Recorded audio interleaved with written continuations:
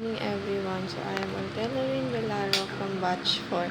So yung topic po natin today ay ikaw ba ay isang aksidente o disenyo ng Diyos? Or intelligent design. So yung scripture po na ibinahagi sa ating Pastor Russell ngayon ay matatagpuan sa Psalm 8 verse 3 to 4. So basahin po muna natin yung konsepto ng intelligent design. Intelligent design is the view that God directly created the world and all its life forms.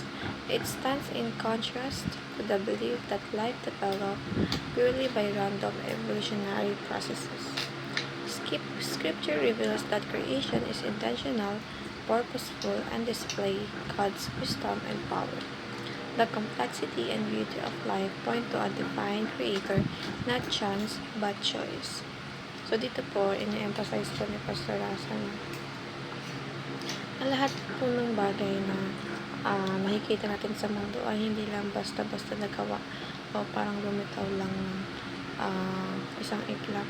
Dahil ang bawat bagay po na nakikita natin dito ay talagang dinisign o disenyo galing sa Panginoong Diyos.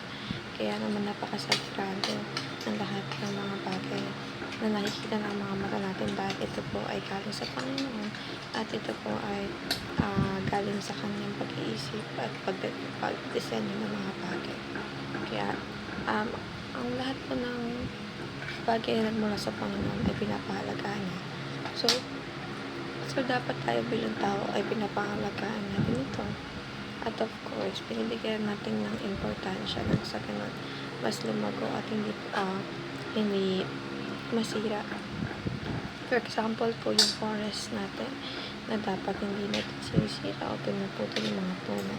Dahil na sa ganun, hindi tayo mahihirapan pag may mga bagyo, ganyan. So, dapat binibigyan po natin ng kahalagahan yung mga bagay na binigay sa atin ng Panginoon upang tayo ay mapabuti at hindi ito gagawin sa anumang kasamaan. At the teachings here are the fine-tuning of creation reflects an intelligent creator. Life's complexity is divinely purposed. Intelligent design glorifies intelligent designer. So dito po, pinapaintindi po sa atin ni Pastor Russell na of course, lahat na ng bagay is may purpose. O lahat ng bagay na nakikita natin ay talagang ginagamit ng Panginoon upang ito ay may mapanggamitan, ito ay mapakinabangan. At lahat ng ito ay may makabuluhang definition or simbolo ng upang ang bawat tao ay hindi mahirapan sa paggamit ito. Dahil tayo bilang tao ay may purpose tayo sa buhay, kaya pinapangalagaan tayo ng Panginoong Diyos.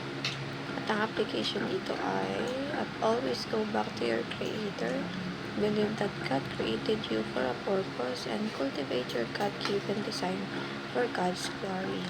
So, dito lang po sinasabi ng Pastor Russell na of course, lagi tayong manambalik sa pagmamahal ng Panginoon at huwag tayong aalis sa pagmamahal na meron na binibigay niya sa atin dahil ang Lord ko ay hindi madamot at gusto niyang ibigay sa atin ang lahat ng bagay na makakapabuti sa atin.